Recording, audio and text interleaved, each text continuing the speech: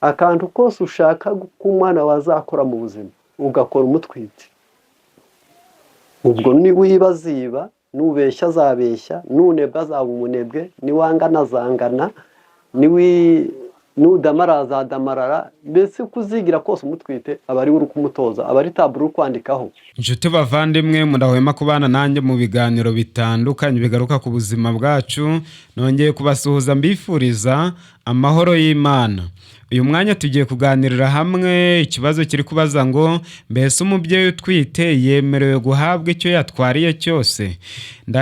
Nkeka yuko iki kibazo kibazwa n'abantu benshi, kubw'ibyo rero nibyo nshaka yuko tuganirira hamwe, kandi nk'uko nkunze kubibaganiriza mu biganiro bitandukanye, nkunze kubabwira yuko umubiri wacu ugengwa n'amahame ntakuka. Kubw'ibyo iyo umuntu yayubahirije neza agira ubuzima bwiza, ariko iyo yayaziruye agerwaho n'ingorane nyinshi.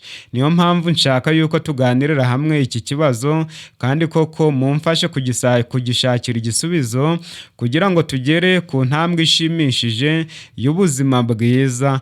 Uwo muri kumwe nk'ibisanzwe ni Nzayisenga Jeanne Paul Nsenya naturopathe, mwarimu na diwani wa afya, ndi umurezi n'umujyanama w'ubuzima. Niba ari bwo bwa mbere duhuriye muri ibi biganiro, ihutire gukanda subscribe n'inzogera, uzaje ugira amahirwe yo gusangizwa ikiganiro twaguteguriye uwo mwanya. Noneho tira agatebe wicara urambye, untega amatwi tuganirira hamwe dushaka gusubiza ikibazo kiri kubaza ngo mbese umubyeyi utwite yemerewe guhabwa ibyo yatwariye byose? Iki kibazo kibazwa n'abantu benshi. Hari n'abajyanama benshi bagitangaho umucyo. Bamwe bakavuga bati nibyo, niba yagitwariye aragikeneye nagihabwe. Ugasanga ashobora no gutwarira ibintu bya kure cyane, umugabo bikamushyira mu ntambara zikomeye cyane zo kubishaka. Mbese nyine ugasanga rimwe na rimwe ni ibibazo cyangwa ni ibisubizo. Wowe ubyumva ute? Noneho munyemerere tuganire nk'uko dukunze kubaganiriza. Ntabwo nkunze kubasangiza ibitekerezo byanjye gusa, ahubwo mbasangiza n'ibitekerezo byemerwa n'abahanga batandukanye. Uyu munsi tugiye kuganirira hamwe mu gitabo cyitwa Ministère de la Guérison, urupapuro rwa 315. Bishatse kuvuga iki? Ibitekerezo nshaka kubasangiza biboneka muri icyo gitabo. Hari amagambo agira ati: ababyeyi benshi bafata nk'ibintu bidafite agaciro gakomeye ingaruka umwana agira akiri mu nda, ariko Uwiteka si uko abibona. Ubutumwa bwatanzwe kabiri mu buryo bukomeye kandi bushimishije cyane na marayika w'Imana, busaba ko tubwitaho cyane. Mu kuvugana n'uwo mubyeyi w'umuheburayokazi, Imana yabwiraga ababyeyi b'abagore bo mu bihe byose igira iti azakurikiza ibyo namutegetse byose. Aya magambo ushaka kuyasoma no kuyumva neza wayasoma mu gitabo cy'Abacamanza igice cya 13 uhereye ku murongo wa mbere. Muzasome icyo gice cyose, muzahasanga ubutumwa bwa marayika yagiriye umugore wa Mukamanowa uko yagombaga kwitwara atwite, kandi numara kubusoma neza ukabwumva neza uzamenye ko nawe bukureba. Umwanditsi akomeza avuga ati, uyu mwanditsi yitwa Ellen G. White. Muri iki gitabo turi kubasomera cyitwa Ministère de la Guérison, akomeza agira ati: bityo rero imibereho myiza y'umwana ishingira ku rugero runini cyane ku ngeso za nyina. Uko umubyeyi yitwara atwite, ibyo arya, ibyo anywa, uko abatekereza, amarangamutima ye, ibyo byose biragenda bikagira ingaruka ku mwana. Ariyo mpamvu nyina bakwiriye kwitwararika cyane. Kandi ibyo akunda, ndavuga umubyeyi, kandi ibyo akunda ndetse n'irari cyangwa ibyifuzo bye bigomba kuyoborwa n'amahame meza. Bishatse kuvuga yuko niba umuntu ashaka kugira ubuzima bwiza akagendera ku mahame y'ubuzima, umubyeyi utwite nawe aramureba. Niba ashaka kuzabyara umwana mwiza nawe ubwe akagira ubuzima bwiza, aya mahame y'ubuzima nawe aramureba. Dukurikije umugambi w'Imana, mu gihe cyo gutwita umugore agomba kwirinda ibintu bimwe na bimwe bishobora kumugiraho ingaruka, kandi akarwanya kamere zimwe na zimwe. Ndavuga ibyifuzo bimwe na bimwe, nk'uko tugira ibyifuzo byo gushaka kurya kurya ibyo kurya runaka, ariko twanyuza mu mucyo w'ubuzima tugasanga ibyo byifuzo ntabwo dukwiriye kubyumvira. Uyu mugore nawe niko akwiriye kwitwara, ngo akwiriye kurwanya kamere zimwe na zimwe.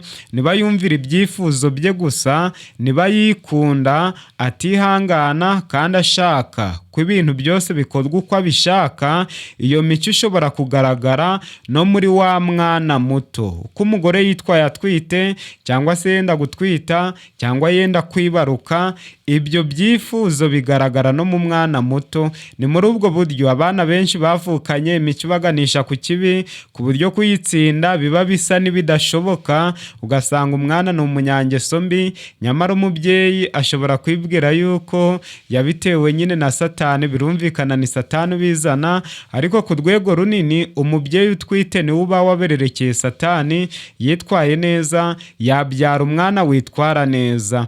Ariko niba uwo mubyeyi akurikije adatezuka amahame meza, akagendera ku kwirinda no kumenya kwiyanga, akaba umugwaneza kandi akagira neza, ashobora kuraga umwana we iyo mico myiza kandi y'agaciro. Itegeko ribuza umubyeyi gukoresha vino rirumvikana neza kandi nta kurishidikanyaho. Buri gitonyanga cy'ikinyobwa kirimo inzoga cyangwa kirimo inzoga anywa gishyira mu kaga ubuzima bw'umubiri, ubwenge n'imico by'umwana we nawe adasigaye. Murumva ko umubyeyi utwite akwiriye kwitwararika cyane, ndetse iyo nsoma ibitabo bambwira yuko umubyeyi utwite ari we ukwiriye kwitwararika cyane kuruta n'abandi bantu bose. Noneho hano baravuga bati kandi icyo gitonyanga kiba ari icyaha gikomeye akoreye umuremyi we. Iyo umubyeyi ahangaye kunywa inzoga cyangwa agakora ibindi bintu byose byangiza ubuzima, aba akoze icyaha ku mubiri we ndetse agikoreye n'umuremyi we. Hari bamwe bavuga ko umugore utwite agomba guhabwa ibyo yifuza byose kandi akemererwa kurya mu bwisanzure ibiryo ibyo ari byo byose, nubwo byaba bitameze neza ku buzima bwe. Inama nk'iyo ntishyize mu gaciro kandi ishobora guteza ingaruka mbi. Ibyo umubiri w'umubyeyi ukeneye niba ari byiza ntibigomba na rimwe kwirengagizwa, kuko aba agaburira abantu babiri, ubwe n'umwana atwite. Bityo rero ibyifuzo bye bigomba kwitabwaho n'ubwuzu kandi bigahabwa ibyo bikenera ku rugero rukwiye. Ariko muri icyo gihe kurusha ikindi gihe icyo ari cyo cyose, agomba kwirinda mu mirire ye no mu bindi bikorwa byose ibintu byamuca intege ku mubiri cyangwa mu bwenge. Itegeko ry'Imana rimushyira munsi y'inshingano ikomeye yo kwifata no gutegeka ibyifuzo bye. Babyeyi nkunda, birumvikana iyo mutwite mugira ibyifuzo byinshi kandi bikomeye, kandi mukumva icyo bita desire imperieux cyabaganje cyane. Bishatse kuvuga yuko umugore utwite inshuro nyinshi agira ibyifuzo by'ibyo kurya n'ibyo kunywa ku buryo atabasha kwigomwa ku rwego runaka. Ariko namwe mukwiriye gukora ibishoboka byose ibyifuzo mwagize mukabipima ku munzani w'ubuzima, naho gupfa kurya ibyo mubonye cyangwa kunywa ibyo mubonye. Kandi inshuro nyinshi ugasanga ntabwo ari bizima. Inshuro nyinshi bigira ingaruka ku buzima bw'umwana ndetse no kuri mwe ubwanyu. Kubw'ibyo rero niba mwumvira Bibiliya mukaba mushaka kugendana n'ubushake bw'Imana, muzaje mugenzura ibyo mukwiriye kwinjiza mu kanwa, namwe muzagira ubuzima bwiza. Ariko umugore utwite akwiriye ibi bikurikira. Akwiriye kubanza yareba ko mu bukumi bwe atiyicishije inzara. Niba umukobwa yaricishije inzara mu gihe cyo gusama, umwana ubanza azahura n'ingorane y'amaraso make ya nyina.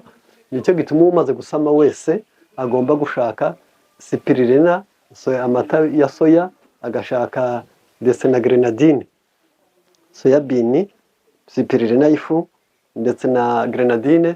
Iyo bihujwe ugashyira mu gikoma cy'uburo, biba bifite zinc n'iyitwa B ya gatandatu, bigafasha mu gutuma umuntu agira amaraso ahagije. Inshuti bavandimwe, mundahwema kubana nanjye mu biganiro bitandukanye bigaruka ku buzima bwacu.